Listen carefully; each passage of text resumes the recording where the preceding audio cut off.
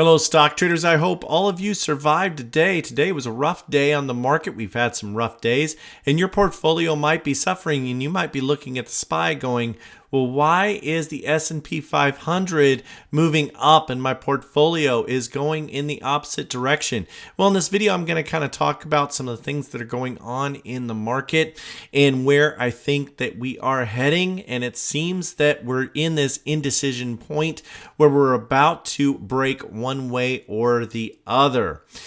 Anyway, so far this November, my callouts are up a whopping 0.25%. They were way up earlier in the month, but it has suffered with this pullback.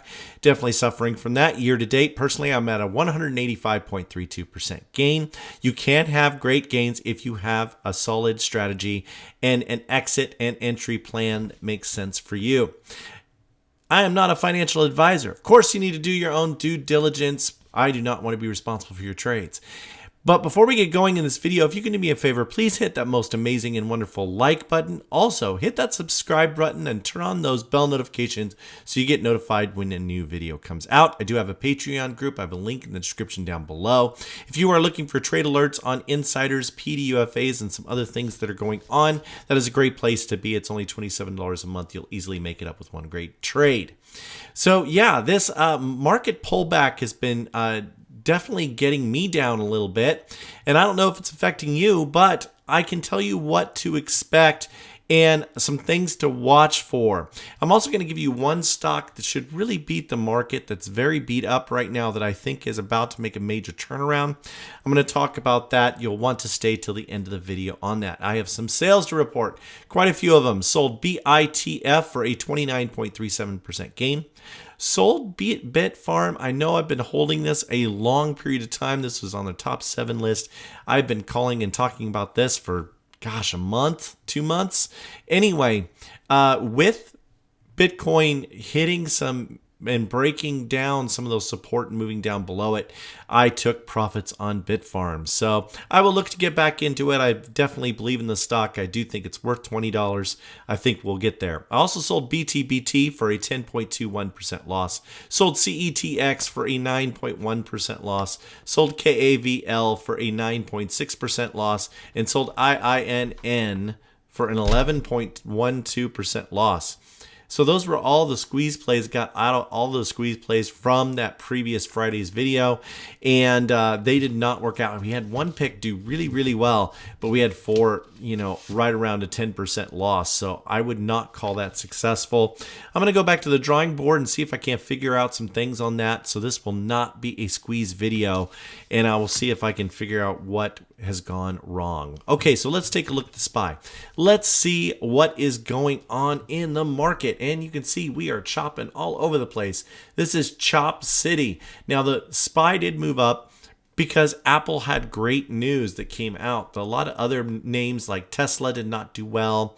Procter & Gamble did poorly today. So there were some different ones that really didn't do well in the S&P 500. But Apple was enough to propel it forward, and also all of those tech stocks were able to propel it forward. They had a pretty decent day, really. And the SPY finished up 0.34%, but personally, my portfolio is about 2% down. I don't know how you did today, but a lot of the insider stocks really struggled. So did a lot of the biotechs, and when biotech struggle, my portfolio tends to struggle because I have so many PDUFA run-up plays. So anyway, that's one thing that's kind of happened. So we're chopping around, we're chopping up, we're chopping down, we're just kind of going sideways. The market is just kind of turning sideways. Now, I have this gap that's filled down below. I've always kind of felt that we would have a pullback to that. We haven't even gotten close to that. And the 50-day SMA line is this blue line right here. So it is increasing and now getting towards that gap. And so as this moves up, this will propel this forward. Now, I don't have it showing here, but the 20 SMA is a lot closer. And I expect this to come down and really touch that. And it hasn't really done that either. And so anyway, it's interesting to see where the market's going to go. We could see another pullback before we move up higher, or tomorrow we can go to all new all-time highs. Everyone can forget about this inflation talk. and it can just start moving. And you might be wondering, if you've had your stock portfolio not doing well, you're probably wondering, okay, so why? What's going on? Well, the Russell is doing rather poorly. This is the Russell 2000. And a lot of insider stocks and a lot of stocks that I call out on this channel are going to be in this Russell 2000. And it just kind of happens that way. And so this has been quite the pullback. This has had a normal pullback of what I would expect. It got very overheated here. You can see it got overheated on the RSI. It is pulling back down here and now is starting to get healthy, and I think it's about to turn around and go up further. So that could be what's going on. You know, I know a lot of my plays have not performed well. Even Donut, that had all that terrific Krispy Kreme that I called out DNUT in the last video, had all that great activity, all that great insider activity, and the stock really did not perform well today. Even with all that insider activity, I was just very surprised. But anyway, I have a new one for us. I think that this one is so beat up ridiculously that it is such a good deal. So this is DraftKings, ticker symbol DKNG. This is an insider swing play. My price target for this is $45.03. I like it to get back up to this previous resistance level where it has just really gotten rejected. Here's why I like it. Well, Harry Sloan, one of the officers of DraftKings, went in and bought $2 million worth of shares at $39.52. That was reported this morning, and I thought for sure this thing was going to really turn around on that news. But the market just took it lower. You know, DraftKings is kind of really suffering, but I think that this is very, very short term, and we could see this move. And once it gets above this directional SMA line, which is a long ways from it, I could see this really start to move. Maybe even more insiders buy up this crazy dip. Look at this value. This thing's all the way down to 22. I don't think it deserves that. I know it doesn't deserve that.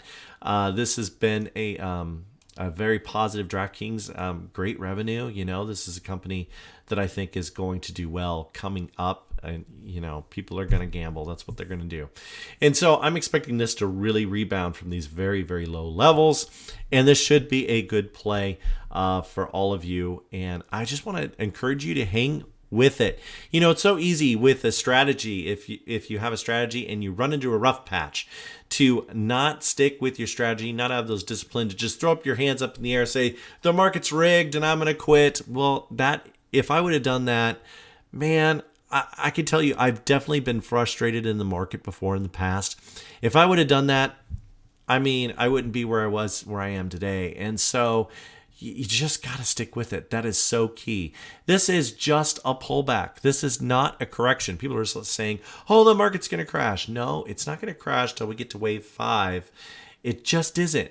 Unless there's some huge news event, this is going to just be a pullback. Don't let people scare you.